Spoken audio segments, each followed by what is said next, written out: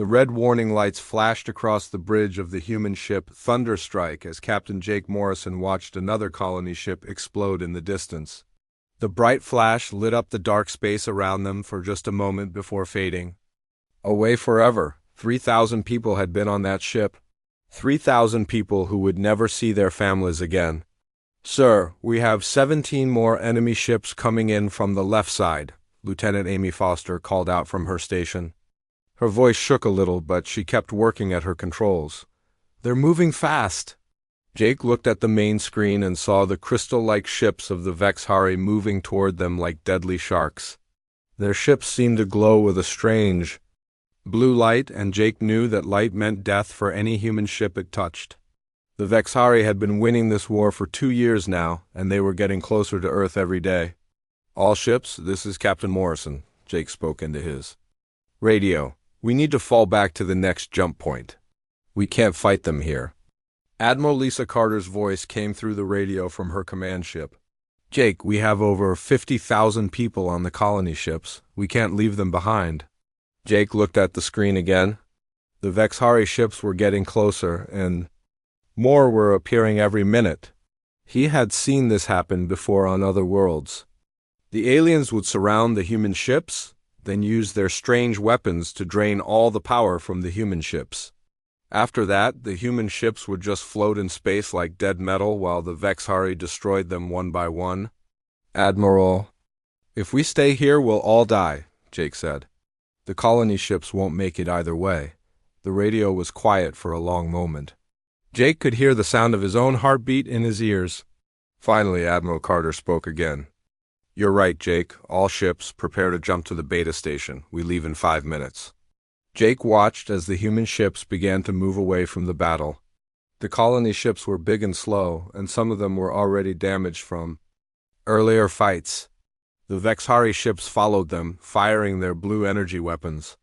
Each time a blue beam hit a human ship, the ship would stop working and start drifting in space. "Sir, the colony ship New Hope is losing power," Lieutenant Foster reported. "They're asking for help?" Jake closed his eyes for a moment. The New Hope had 5,000 people on it, including many children. But if he sent ships to help, the Vexhari would destroy them too. "Tell them we're sorry," he said quietly. "There's nothing we can do." The Thunderstrike jumped to hyperspace just as the New Hope exploded behind them. Jake stood on the bridge and watched the stars change from points of light to long streaks as they traveled faster than light. He had been fighting the Vexhari for 2 years, and he had never won a single real battle against them. When they arrived at Beta Station, Jake saw that many other human ships were already there. The station was huge, built into an asteroid, but it looked small compared to all the ships that were trying to hide there. Admiral Carter called all the captains to a meeting right away. The meeting room was full of tired-looking people. Jake recognized most of them. Captain Tony Martinez from the Defender, Captain Rachel Clark from the Star Runner, and many others. They had all been fighting the same losing war. Admiral Carter stood at the front of the room. She was a tall woman with short gray hair, and she had been leading the human fleet for 3 years. "We've lost the Kepler 442 system," she said. 3 million people are dead or missing. The Vexhari are now only 4 jumps away from Earth. The room was very quiet. Everyone knew what this meant. The Vexhari had been moving through human space like a fire burning through dry grass. They had destroyed 37 human colonies and millions of people were dead. "What do we do now?" Captain Martinez asked. "Our weapons don't work against their ships. Our shields can't stop their energy drains. We can't even run away fast enough." Admiral Carter looked around the room. "Dr. Alex Bennett has been studying the Vexhari for 2 years. He might have some answers." Dr. Bennett was a thin man with messy brown hair and thick glasses. He stood up and walked to the front of the room. "I've been looking at everything we know about the Vexhari," he said. "Their technology, their ships, their weapons. But I think we've been looking at the wrong things." "What do you mean?" Jake asked. Dr. Bennett put a picture on the big screen. It showed a Vexhari city with tall crystal buildings. "Look at this city. See how small it is.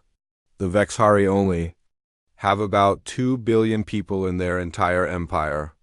But look at this. The picture changed to show huge tunnels and caves under the city. The tunnels were much bigger than anything the Vexhari would need.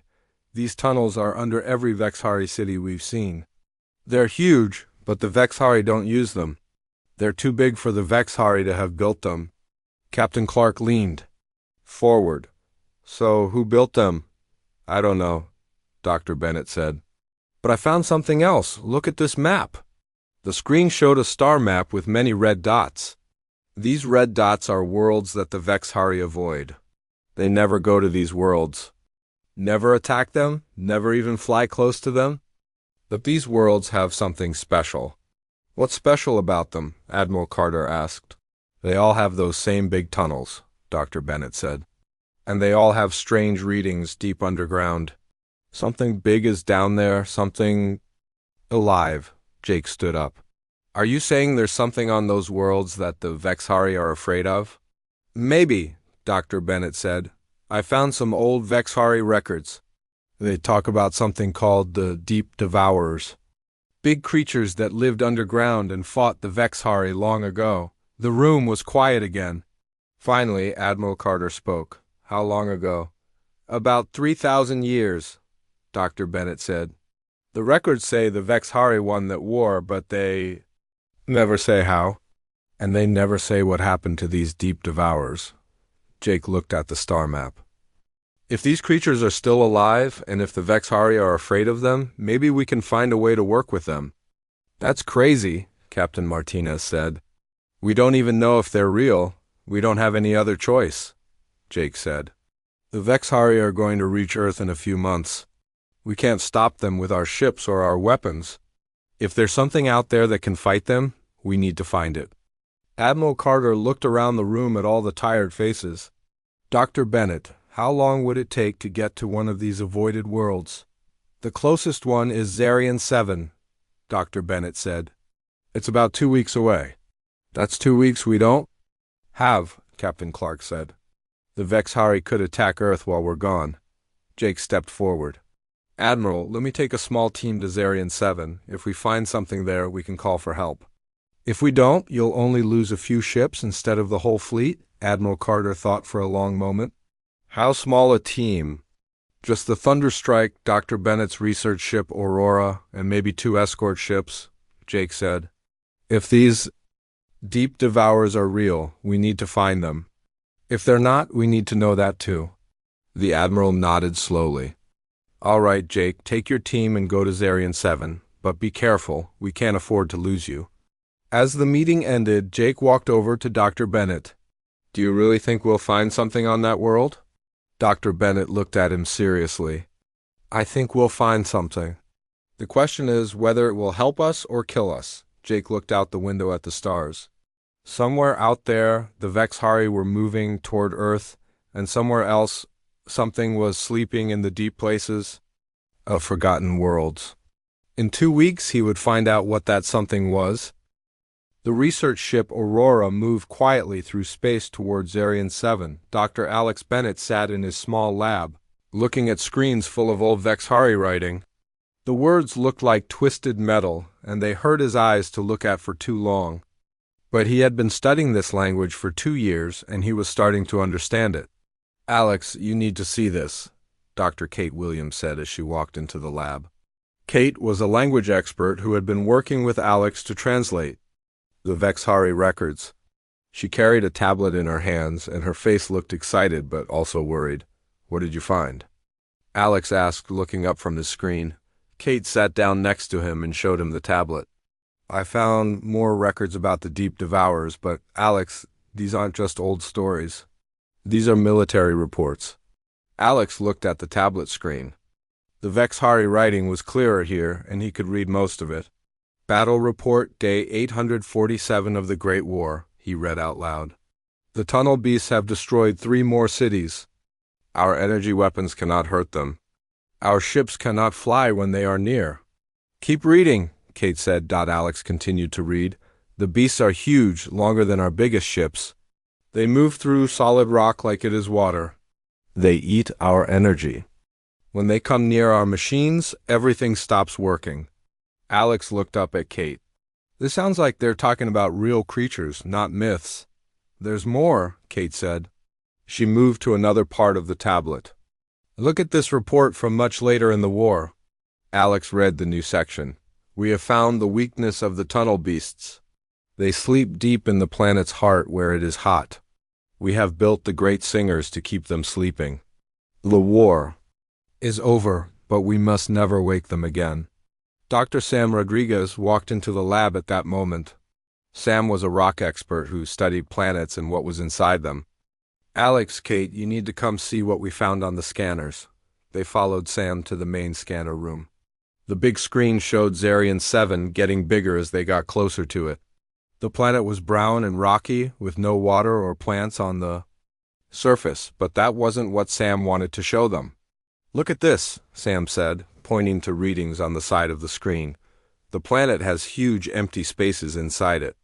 Tunnels and caves that go down very deep. Some of them are big enough to fit our whole ship inside. Alex studied the readings. How deep do they go? At least 50 miles down, Sam said. Maybe more. Our scanners can't see all the way to the bottom? But there's something else. Sam changed the display to show heat readings. The planet should be cold inside, but it's not. There's a lot of heat coming from deep down, and look at this. The screen showed strange wave patterns. What are those? Kate asked. I don't know, Sam said. They look like heartbeats, but they're huge. Something very big is making these waves. Alex felt his heart start beating faster. How big? Each heartbeat is about 5 minutes apart, Sam said. Whatever is making them must be enormous. Captain Jake Morrison's voice came over the radio. Dr. Bennett, please come to the bridge. We're getting some strange readings from the planet. Alex, Kate, and Sam went to the bridge of the Aurora. Through the big windows, they could see Zarian 7 filling up the view. The planet looked dead and empty, but now Alex knew that wasn't true. What do you see, Captain? Alex asked. Jake pointed to his scanner screen. We're getting energy readings from the planet, but they're not coming from the surface. They're coming from deep underground. That matches what we found, Sam said. The planet has huge tunnels inside it, and something big is down there. Jake looked at the three scientists. Is it alive? We think so, Alex said. The old Vexari records talk about creatures they called deep devourers, big worm-like animals that lived in tunnels and could eat energy. And you think they're still down there? Jake asked. The Vexari records say they put the creatures to sleep 3,000 years ago, Kate said. But they never said the creatures died. Jake looked back at the planet. If they're still alive, are they dangerous? The records say they destroyed whole Vexari cities, Alex said. But they also say the creatures couldn't be hurt by Vexari weapons. If that's true, maybe they can fight the Vexari for us. Lieutenant Chris Taylor, who worked the radios, spoke up from the station. Sir, we're getting a message from the Thunderstrike. They want to know if we're ready to land. Jake thought for a moment. Tell them we're going to do a full scan of the planet first. I want to know everything we can before we go down there. For the next 6 hours, the human ships flew around Zarian 7 and used all their scanners to study it. They found tunnels everywhere under the planet's surface. Some tunnels were small, but others were huge. The biggest ones were over a mile wide. Look at this, Sam said, showing new readings to the others. The tunnels connect to each other. It's like a giant underground city. Alex studied the tunnel maps. The Vexari records mentioned that the Deep Devourers were smart. Maybe they built these tunnels. Or maybe they just grew them, Kate said. If they can move through solid rock, they could make tunnels just by swimming through the ground. Jake looked at all the information they had gathered. We need to go down there and see for ourselves, but we need to be careful. If these creatures are still alive, we don't know how they'll react to us. The records say the creatures ate energy, Alex said. Maybe we should go down with as little power as possible. No big weapons, no strong engines. That's risky, Jake said. If something goes wrong, we won't be able to fight or run away. If these creatures are as powerful as the records say, our weapons won't help us anyway, Alex said. Our only chance is to try to talk to them. Jake made his decision. All right. We'll take a small team down to the planet. Dr. Bennett, Dr. Williams, Dr. Rodriguez, and Lieutenant Taylor will come with me. We'll use a small shuttle with low power. What about the rest of the ships? Lieutenant Taylor asked. They'll stay in orbit and watch, Jake said. If we don't come back in 24 hours, they'll go back to Earth and report what we found. 2 hours later, Jake and his team were flying down toward Zarian 7 in a small shuttle. The planet looked even more dead up close. The surface was covered with rocks and dust, and there were no signs of life anywhere. There, Sam said, pointing to a dark spot on the ground. That's the entrance to one of the big tunnel systems. Jake flew the shuttle toward the dark spot. As they got closer, they could see it was a huge hole in the ground, so big that their shuttle looked like a tiny bug next to it. The hole goes straight down, Sam said, looking at his scanners. I can't see the bottom. Jake flew the shuttle into the hole. The walls were smooth, like they had been polished. Strange lights seemed to glow from inside the rock itself, giving everything a blue-green color. The air is good down here, Kate said, checking the readings. We can breathe it. They flew down for almost an hour. The tunnel got bigger as they went deeper, and they began to see side tunnels branching off in all directions. Finally, Jake found a flat place where he could land the shuttle. We're about 30 miles underground, Sam said. The tunnel continues down from here, but it gets even bigger. Jake turned off the shuttle's engines. All right, everyone.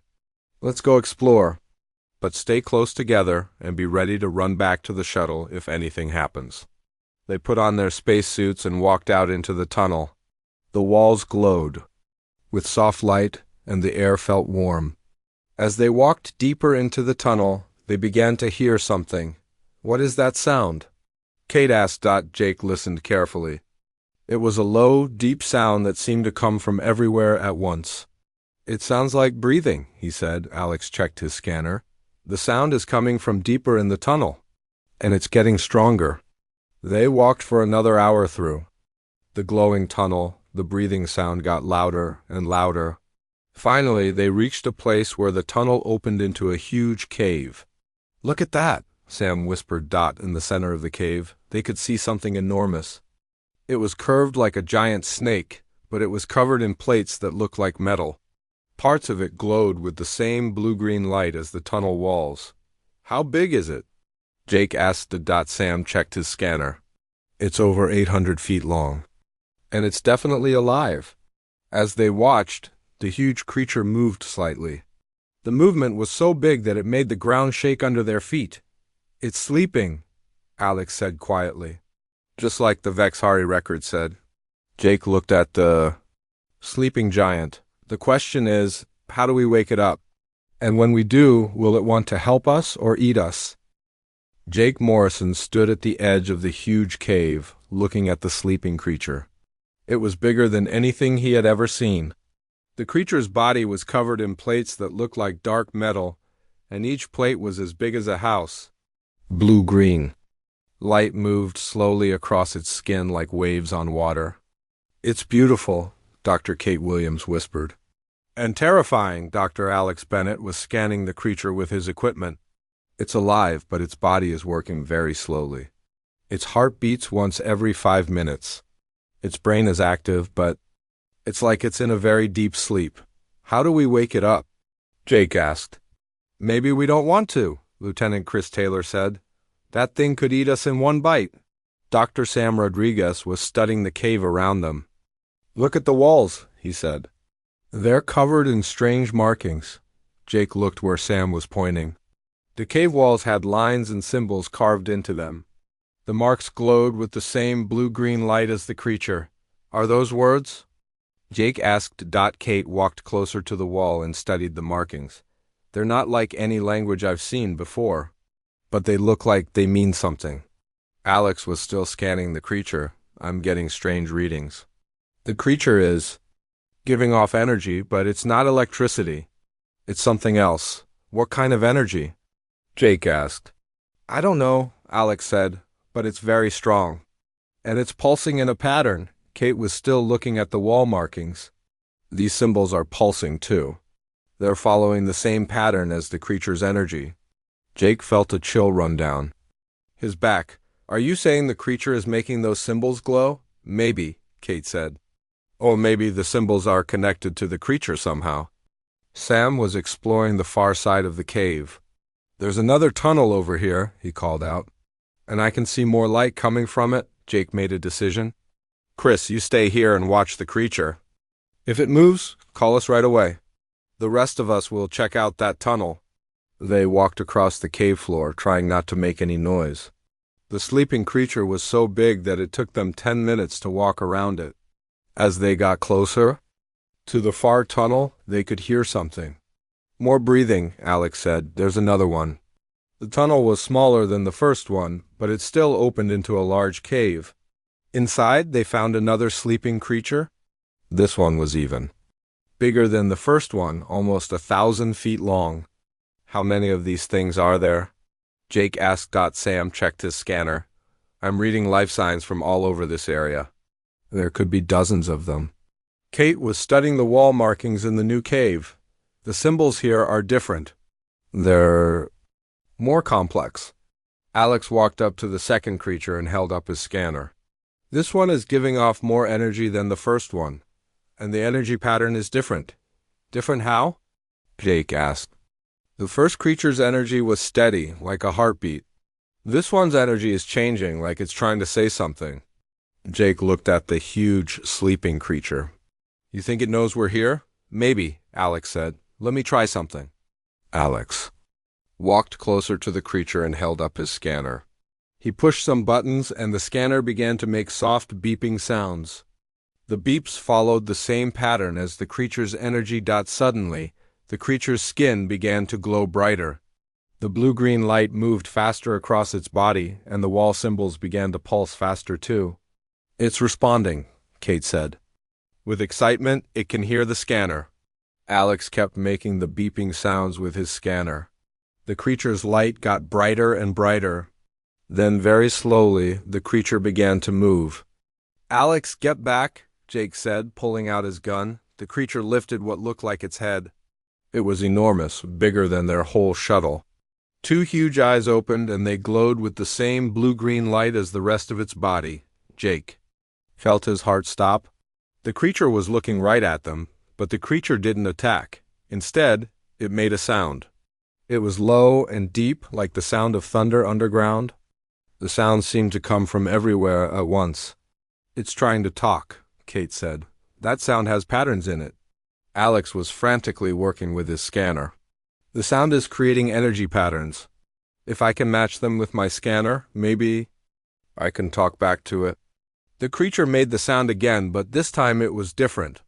Softer and with more complex patterns, Alex made his scanner beep in response, trying to copy the patterns he had heard. The creature's eyes focused on him, and its light got even brighter. Then something amazing happened. Images began to appear in Jake's mind. He could see pictures of the planet as it was long ago. There were cities and forests and oceans, but then he saw the Vexhari ships coming from space. Are you seeing this? Kate asked. Yes, Jake said. The creature is showing us what happened. The images in their minds showed the Vexhari attacking the planet. But the planet hadn't been empty then. There had been cities, but not Vexhari cities. The cities had been built by the worm creatures. The Vexhari didn't build this world, Alex said. They took it from these creatures. The images showed the war between the Vexhari and the worm creatures. The worms were powerful and could move through solid rock. They could eat energy and make Vexhari machines stop working. But the Vexhari had built machines that made sounds, loud sounds that hurt the worms and made them sleepy. The great singers, Kate said. The Vexhari records talked about great singers. The images showed the worms being forced to go underground by the painful sounds. They went deeper and deeper until they reached the hot center of the planet. There they went to sleep, waiting for the sounds to stop. They'd been sleeping for 3,000 years, Jake said, waiting for someone to wake them up. The creature made another sound, and new images appeared in their minds. This time, the images showed the present. The creature knew about the war between humans and Vexhari. It knew that the Vexhari were winning. How does it know about our war? Jake asked. The creature's eyes looked at him and he felt a presence in his mind. Not words, but feelings and ideas. The creature was telling him that all the sleeping Vorms were connected. They shared their dreams and thoughts. Some of the Vorms were on worlds where humans and Vexhari had fought. The Vorms had seen the battles. In their dreams, they want to help us, Alex said. They want to fight the Vexhari again. The creature made another sound, and the images in their minds changed. They saw dozens of worlds where Vorms were sleeping. They saw the Vorms waking, up and coming to the surface. They saw Vexhari ships being destroyed by the giant creatures. But there's a problem, Kate said. Look at that image. Jake looked at the image the creature was showing them. It showed a human connected to a worm by glowing wires. The human was controlling the worm, but the human looked different. Changed. What does that mean?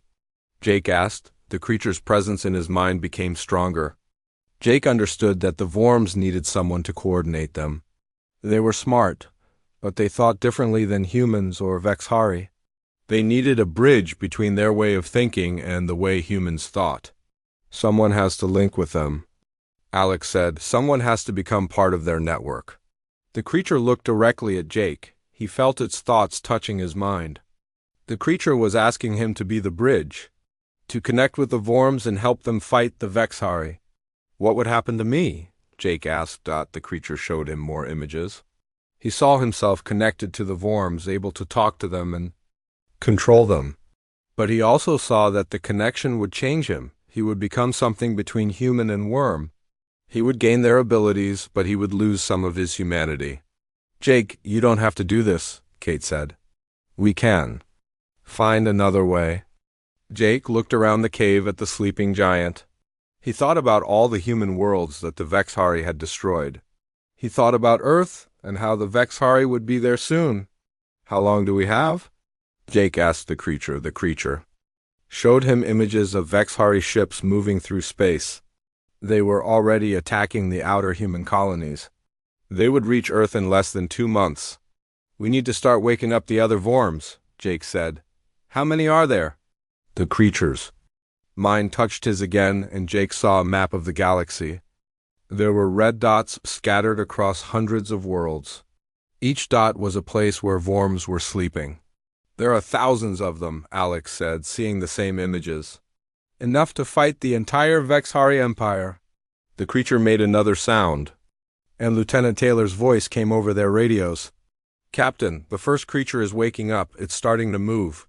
Jake looked at the creature in front of them. Its eyes were still glowing, and he could feel its thoughts waiting for his answer.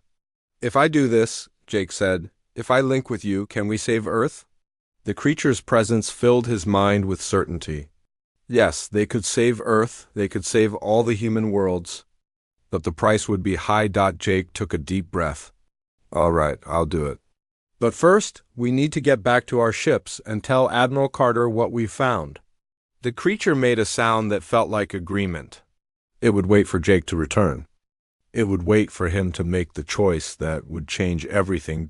As they walked back through the tunnels toward their shuttle, Jake felt the creature's thoughts still touching his mind. He was already beginning to change, and he knew there would be no going back. Jake Morrison sat in the medical bay of the Aurora as Dr. Alex Bennett connected wires to his head. The wires were strange, made from metal that the team had found in the worm caves. The metal felt warm against Jake's skin and seemed to glow with its own light. Are you sure about this, Jake? Alex asked. His hands shook a little as he worked. Once we start this process, I don't know if we can stop it. Jake looked out the window at Zarian 7 below them. The Vexhari attacked 3 more human colonies yesterday. We're running out of time. It had been 1 week since they first met the worm creatures. Jake had reported everything to Admiral Carter, and the Admiral had given him permission to try the linking process. But she had also sent more ships to Zarian 7. Just in case something went wrong. Dr. Kate Williams was monitoring the energy readings from the planet. The Vorms are getting restless, she said. I think they know what we're trying to do. Alex finished connecting the last wire to Jake's head. The metal conducts the same kind of energy that the worms use to communicate. In theory, it should. Let you connect to their network. In theory, Jake said. What happens if the theory is wrong? Alex didn't answer. They both knew that if something went wrong, Jake could die or lose his mind completely. We're ready, Alex said. I'm going to send a small pulse through the wires. It should create a basic connection with the worm you talked to before. Jake closed his eyes and tried to relax. Do it. Alex pushed a button on his machine. Jake felt a strange tingling sensation in his head. Then, suddenly, he wasn't in the medical bay anymore. He was floating in a dark space filled with blue-green lights. The lights moved around him like living things. Each light was a worm, and Jake could feel their thoughts touching his mind. Hello, Bridgewalker, a voice said in his head. It was the worm he had met in the cave. Bridgewalker? Jake asked. That is what you will become, the worm said. You will walk between our world and your world. You will help us understand each. Jake felt other worm minds joining the conversation. There were dozens of them, then hundreds. Each worm was sleeping on a different world, but they were all connected through their dreams. How many of you are there? Jake asked. Many thousands, the first worm said.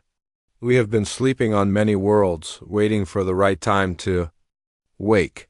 Jake saw images in his mind of all the worlds where worms were sleeping.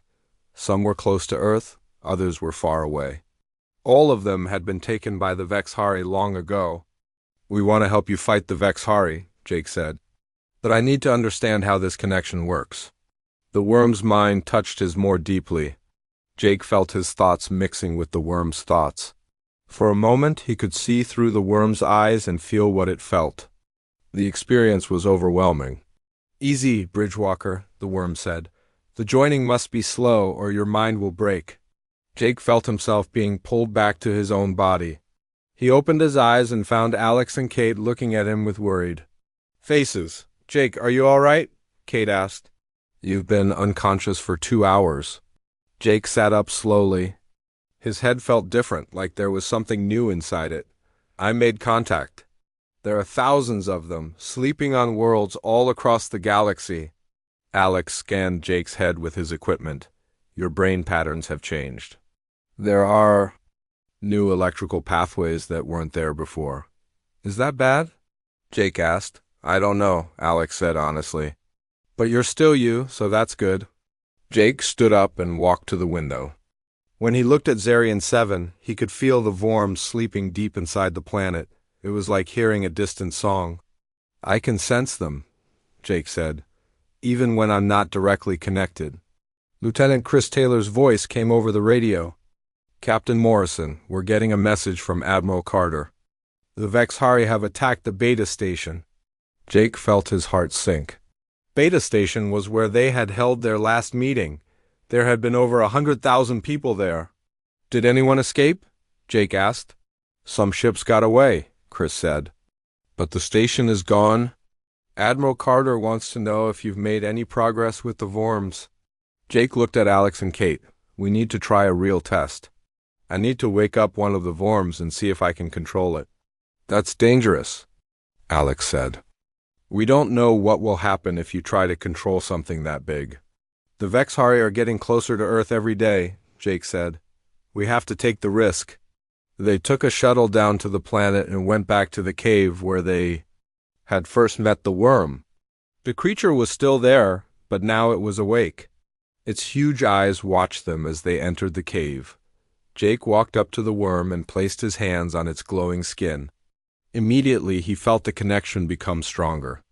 The worm's thoughts flowed into his mind, and his thoughts flowed into the worm's mind. I am ready, Bridgewalker, the worm said in his thoughts. Jake concentrated on connecting more deeply with the creature. He felt his consciousness expanding, becoming part of something much larger. Through the worm's senses, he could feel the entire planet. He could sense all the tunnels and caves, and all the other worms sleeping in them. Wake the others, Jake thought to the worm. The worm sent out a call through the planet's tunnels. One by one, Jake felt other Vorms waking up. Their minds joined the network, creating a web of consciousness that spanned the entire world. "How many are awake now?" Kate asked. She was watching Jake from across the cave, and she looked worried about him. Jake had to concentrate to remember how to speak with his voice instead of his thoughts. 12 Vorms are awake on this planet. I can feel all of them." Alex was scanning the planet with his equipment. "I'm reading massive movement underground. The Vorms are coming toward the surface." Jake felt what the Vorms were feeling as they moved through the rock. It was like swimming through water, but the water was solid stone. The Vorms could change the rock somehow, making it soft so they could pass through it. "They're coming up to meet us," Jake said. The ground began to shake. Dust fell from the ceiling of the cave. Then, with a sound like thunder, another worm burst through the floor of the cave. It was smaller than the first one, only about 500 feet long, but it was still enormous. Jake felt the new worm's mind connect to his. Now he was linked to 2 Vorms at the same time. The experience was incredible and terrifying. He could feel their strength, their hunger, and their desire for revenge against the Vexhari. "Bridgewalker," both Vorms said in his mind. "Show us the enemy." Jake concentrated and shared his memories of the Vexhari ships. He showed the Vorms how the enemy ships looked, how they moved, and how their weapons worked. The Vorms studied the memories carefully. "These ships are like the ones from the old war," they said. "But smaller and weaker. We can destroy them." "Can you leave this planet?" Jake asked. "Can you travel to other worlds to fight?" The Vorms showed him images of themselves moving through space. They didn't need ships. They could fly between the stars using the same power that let them move through rock. "We can go anywhere," they said. "But we will need you to guide us." Jake felt a wave of dizziness. Controlling 2 Vorms was much harder than controlling one. He could feel his human mind stretching to accommodate the alien thoughts. "Jake, your vital signs are getting dangerous," Alex said. "You need to break the connection." But Jake didn't want to break the connection. Through the Vorms, he felt more powerful than he had ever felt before. He could sense every living thing on the planet. He could move mountains of rock with just a thought. "Just a little longer," Jake said. "I need to test something." He concentrated and sent a command to both Vorms. "Show me how you fight." The 2 Vorms moved to opposite sides of the cave. Then they began to glow brighter and brighter. Energy flowed between them, creating a web of blue-green lightning. When the energy touched the rock walls, the rock simply disappeared. "Incredible," Kate whispered. "They can destroy matter itself." Jake felt the Vorm's satisfaction. "This is how we destroyed the enemy ships in the old war," they said. "Their metal cannot resist our energy." Suddenly, Chris Taylor's voice came over their radios. "Captain, we have Vexhari ships coming into the system. 3 of them, moving fast." Jake felt a surge of excitement from the Vorms. "The enemy comes," they said. "Let us hunt." "No, wait," Jake said, but it was too late. The Vorms were already moving toward the surface, and Jake was being pulled along by their eager minds. He felt himself losing control of the connection. The Vorms were too excited about the possibility of fighting the Vexhari. Their instincts were taking over, and Jake's human mind was getting lost in their alien thoughts. "Alex, help me," Jake called out. But his voice sounded strange, deeper, and more musical than before. Alex and Kate ran toward him, but Jake was already changing. His skin began to glow with the same blue-green light as the Vorms. His eyes became brighter, and he could see in the dark tunnels as clearly as if it were daylight. "The change is happening faster than we expected," Alex said. "Jake, you need to fight it. Remember who you are." Jake tried to hold on to his human memories, but the Vorm's thoughts were so much stronger. Through their minds, he could feel the Vexhari ships approaching the planet. He could sense their fear and confusion as they detected the Vorms moving. "Beneath the surface, I can control them," Jake said. His voice was becoming more like the sound the Vorms made when they communicated. "I can lead them against the Vex." Jake Morrison no longer felt completely human as he stood in the deep cave on Zarian 7. His skin glowed with blue-green light, and his mind was connected to 12 giant worms spread across the planet. Through their senses, he could feel the 3 Vexhari ships flying above the planet's surface. "Bridgewalker," the worm said in his mind, "the enemy is here. Let us rise and destroy them."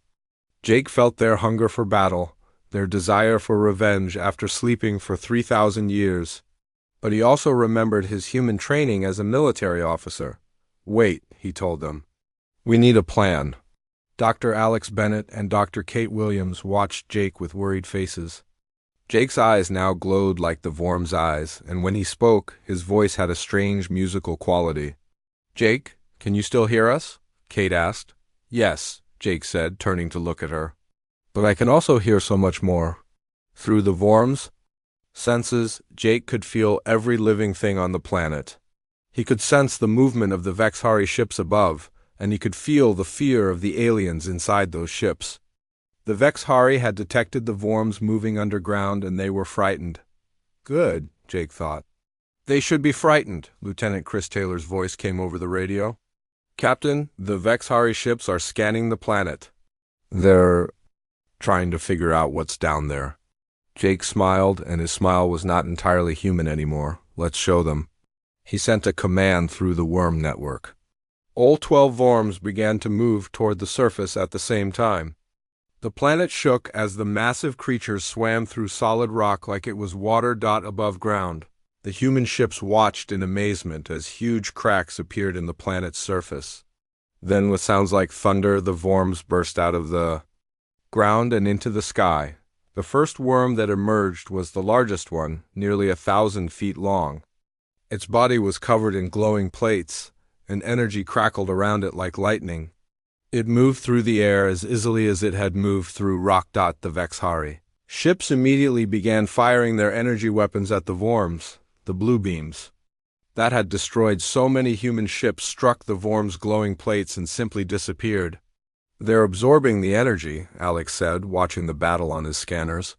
"The Vexhari weapons are making the worms stronger." Jake felt the satisfaction of the worms as they fed on the Vexhari energy. "Now it's our turn," he said. The worms began to glow brighter and brighter. Then they released their own energy in massive beams that struck the Vexhari ships. The alien ships, which had seemed so powerful before, began to dissolve like ice in hot water. "Impossible," came a Vexhari voice over the radio. The aliens were trying to communicate with the human ships. "The Deep Devourers are dead. We destroyed them long ago." Jake felt anger flow through the worm network. He opened the communication channel to the Vexhari ships. When he spoke, his voice carried the power of all 12 worms. "You did not destroy." "US," Jake said, "you only made us sleep. Now we are awake, and we remember everything." The Vexhari ships tried to run away, but the worms were faster. 2 of the ships were destroyed in minutes. The 3rd ship managed to jump to hyperspace, but Jake knew it wouldn't matter. The war was just beginning. Over the next week, Jake worked with Admiral Carter to plan the largest military operation in human history. They called it Operation Deep Strike. The plan was to wake up worms on 12 different worlds at the same time and attack the Vexhari Empire from within. "Are you sure you can control that many worms at once?" Admiral Carter asked during a video call. She looked concerned as she studied Jake's glowing face on her screen. "I can feel worms on hundreds of worlds," Jake said. "The network connects. All of them. I just need to send the right signals." Dr. Bennett had been working day and night to build portable devices that could wake up sleeping worms. The devices used the same energy patterns that Jake's brain now produced naturally. Each team will need to get deep underground and place the device near a sleeping worm, Alex explained to the assembled captains. Once the device activates, the worms will wake up and connect to Jake's network. Captain Tony Martinez raised his hand. "What if the worms don't want to follow orders? What if they just go wild and attack everything?" Jake felt the worm minds touching his thoughts. "They won't attack randomly," he said. "They're intelligent. They understand the difference between enemies and allies. But you're the only one who can talk to them," Captain Rachel Clark pointed out. "What happens if something happens to you?" Jake had been thinking about that same question. The connection with the Vorms was getting stronger every day, but it was also changing him more and more. He could feel his human memories becoming distant, like dreams from long ago. "Then you'll have to trust that I've taught them well," Jake said. The operation began 3 days later. Human ships jumped to 12 different worlds at the same time. Each team had the same mission: get underground, wake up the local Vorms, and coordinate attacks on Vexhari forces. Jake stayed on Zarian 7, but through the worm network he could feel what was happening on all the other worlds. As each new group of Vorms woke up, his mind expanded to include them. Soon he was connected to over 200 giant creatures spread across a dozen worlds. The feeling was incredible and overwhelming. Jake could see through hundreds of eyes, feel through hundreds of bodies, and think with the combined intelligence of an entire species. But with each new connection, he felt his human self getting smaller and smaller. "Jake, are you still with us?" Kate asked. She had stayed on Zarian 7 to monitor his condition. Jake looked at her, but it took him a moment to remember who she was. "I'm here," he said, "but I'm also everywhere else." Through the worm network, Jake coordinated attacks on Vexhari military bases, shipyards, and colony worlds. The Vorms moved through space like living missiles, immune to Vexhari weapons and hungry for revenge. On Kepler 438, 50 Vorms emerged from underground and destroyed an entire Vexhari fleet in minutes. On Tau Ceti, Vorms attacked a major Vexhari shipyard and turned it into scrap metal. World after world fell to the ancient predators. The Vexhari Empire, which had seemed unstoppable just weeks before, began to collapse. Their ships fled from any system where Vorms appeared. Their colonies sent desperate calls for help that no one could answer, but the final battle would be at the Vexhari homeworld. "There are over 100 sleeping Vorms there," Jake told Admiral Carter. "It's where the Vexhari first used their sleep machines 3,000 years ago." "How many Vexhari ships are defending the system?" the Admiral asked. Jake reached out through the network and felt the presence of the sleeping Vorms near the Vexhari homeworld. Through their senses, he could detect the massive fleet protecting the planet. "Over 3,000 ships," Jake said, "but it won't matter." The human fleet arrived at the Vexhari home system 1 week later. Admiral Carter's ship stayed at the edge of the system while Jake sent the wake-up signal to the sleeping Vorms. On the planet below, the response was immediate and overwhelming. The entire planet began to shake as hundreds of Vorms woke up at the same time. They had been sleeping right under the Vexhari capital city for 3,000 years, waiting for this moment. As the Vorms rose from the planet's core, Jake felt his consciousness merge completely with theirs. He was no longer Jake Morrison, human captain.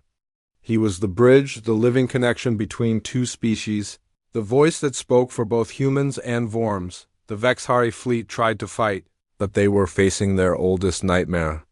The Vorms swarmed through space, their energy weapons, turning the most powerful ships in the galaxy into glowing dust. The Vexhari Emperor sent one final message before his palace was destroyed. "You have doomed yourselves, humans. The deep devourers will turn on you when we are gone." But Jake knew better. Through the network, he could feel the Vorms' gratitude toward humanity. The humans had given them back their freedom, their worlds, and their chance for revenge. The alliance between the species would last forever. The war ended that day. The Vexhari Empire was gone, destroyed by the very creatures they had thought they had defeated long ago. Jake stood on the surface of the former Vexhari homeworld, watching as Vorms and humans worked together to build new cities. His body was more worm than human now, glowing with the same blue-green light as his ancient partners, but he was happy. "Bridgewalker," the Vorm said in his mind, "you have given us back our worlds, and you have given humanity a future." Jake replied. Dr. Kate Williams walked up to him. She was older now, with gray hair, but she still studied the growing partnership between humans and Vorms. "Do you ever regret what you became?" she asked. Jake looked at her with eyes that glowed like stars. "I became something new," he said. "Something that was needed. The universe is big enough for all of us.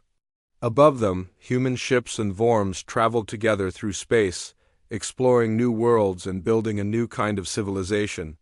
The war was over, but the real adventure was just beginning.